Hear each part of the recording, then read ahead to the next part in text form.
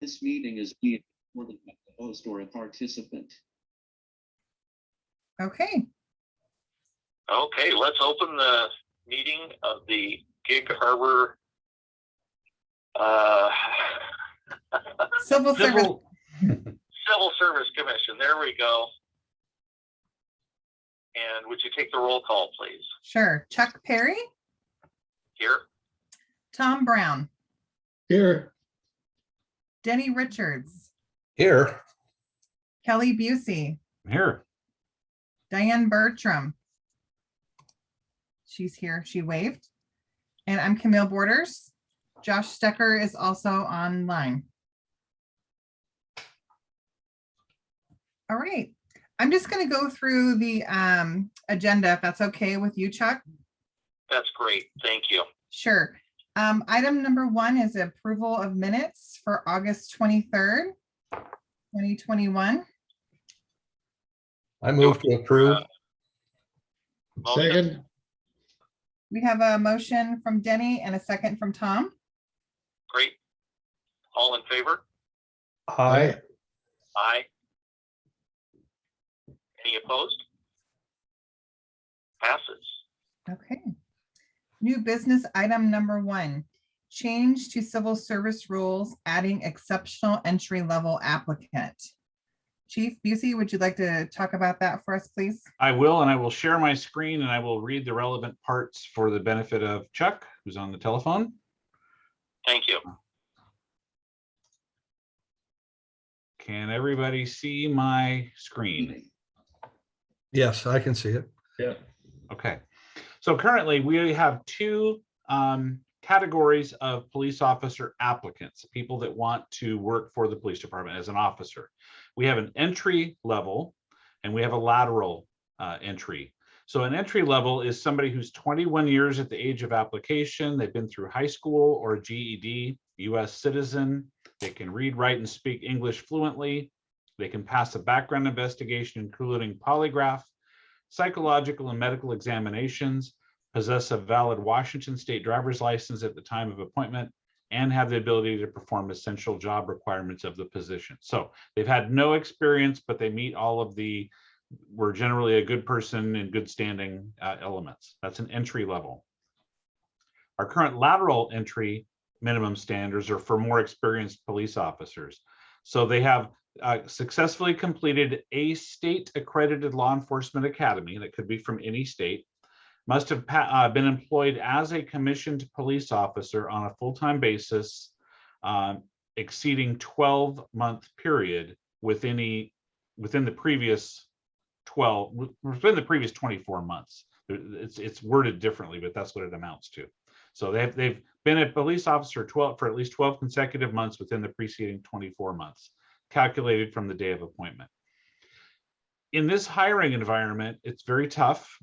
We've to this point only been accepting entry or lateral entries for the last several years.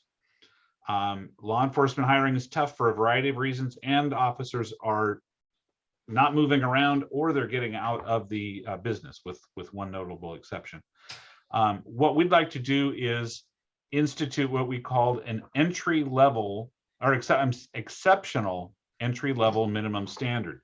This opens the door to us allowing applicants who have completed an academy but had not finished 12 months. The most common example of this would be somebody who completes the academy, goes back to their agency, and for whatever reason doesn't pass their field training period or their probationary period for a non-disciplinary reason. So for Chuck's benefit, I'll read this.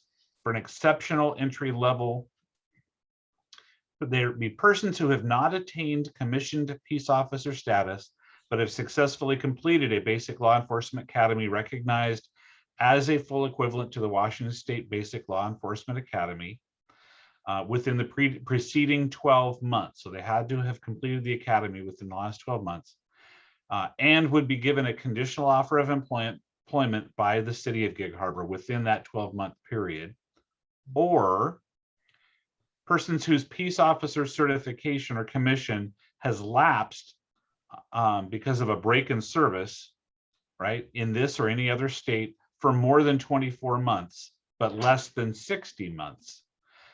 There's a caveat to all of this too, that they need to meet some certain WAC requirements. And if they're separated from a law enforcement agency, that separation must be without cause or resigning in lieu of discipline. So to make that simpler to understand, it's again the people that have gone through the academy but not successfully passed their field training or their probationary period within the previous 12 months, or it's somebody who's been away from the job for more than 24 months but less than 60 months. I'll note too that this language all comes from state law, so it's nothing that we're inventing here. Finally, I have up on the screen the ability for this body's ability to amend the civil service rules by a vote at a special meeting or regular meeting as we're in, and the rule change would be effective immediately. So with that, I would like to see if there's any interest from the commission to add the category of exceptional entry level that we could advertise potentially for recruiting purposes. I move that we adopt that. Go ahead, Danny. I'm sorry, what was that? Tom? Denny, I said I move that we adopt that. Oh, okay. Well, I'm just wondering, I guess in the background check, you'd find out why that person didn't make the field training probation. That's a critical step. That's how long now is it? It used to be like a year of field training officers. Field training is generally about 3 months now at any given agency. I'll tell you that candidly that this would be a tough row to hoe. In other words, I wouldn't be super excited about jumping an exceptional entry level candidate unless they had a good story. There's other possibilities too. Maybe they had a medical situation within their family that they just simply needed to discontinue their employment, but they've got that squared away, just as an example. But you're right, Danny, I would be digging well into their background to figure out why they didn't pass field training or why they didn't pass probation before they were given a conditional offer. Well, I know some departments, it's real difficult when they get into the field training program. If you get an FTO or a field training officer that's really sticky, they could drop you out of the program when the person really didn't have that coming, depending on the kind of law enforcement that city particularly wants. It wouldn't be necessarily Gig Harbor, but I know a person up in another city who was on his field training and they dropped him. And I think would have been a good police officer in lots of other cities, just didn't happen to work for that city. So that's spot on. It's a possibility that would help us with recruitment. I agree with that. There's one other situation that came up. I just remembered too. We had somebody approach us who was working for a different jurisdiction, and their spouse got a job in our area, and they'd only been employed for 10 months at their current employer. So they wanted to know if they could come here, but they didn't meet that 12-month requirement. So I think the exceptional entry level would have helped them in that situation too. Well, I would second Tom's motion to adopt this exceptional entry level standard. Okay, any additional discussion? Hearing none, I'll call for the vote. All in favor of the approval of changing this, say aye. Aye. Any opposed? It passes. Okay, so we will amend the civil service rules, adding in exceptional entry level here at our early next week. Okay, item number 2, hiring update. Chief, Okay, this will be brief. As you know, our department is budgeted for 21 commissioned officers. That's from chief down to the newest officer.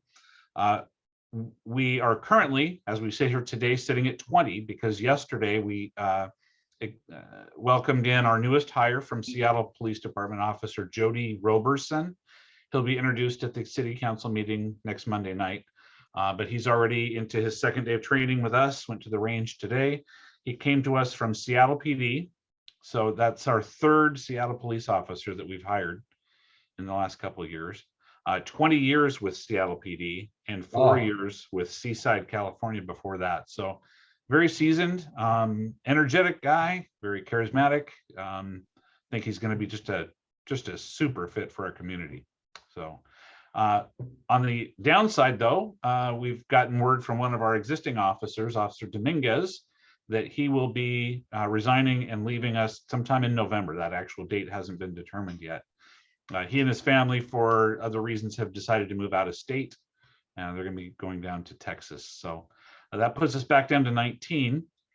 We intend on conducting our next round of oral boards on October 27th.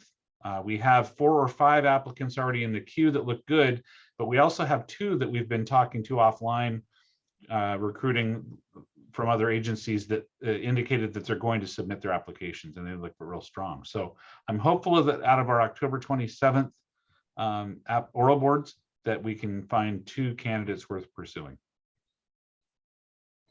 Amazing. Terrific. You'd leave Gig Harbor to go to Texas? I can't imagine. It's just-